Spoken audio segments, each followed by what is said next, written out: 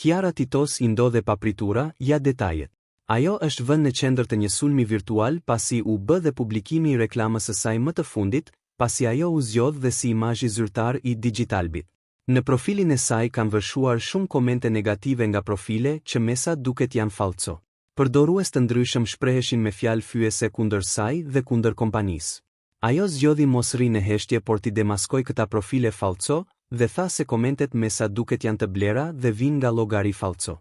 Me sa duket nga postimi I saj në Instagramin e saj dhe nga fotografia që ajo ka ndarë shihen profile me emra dhe foto të huaja dhe kanë lënë komente në gjuhën shqipe si e shpifur si reklam, sa kot e tjera.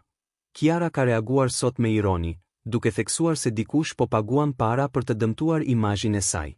Call centerat që kanë aktivizuar sonte pas reklamës time, tha ajo.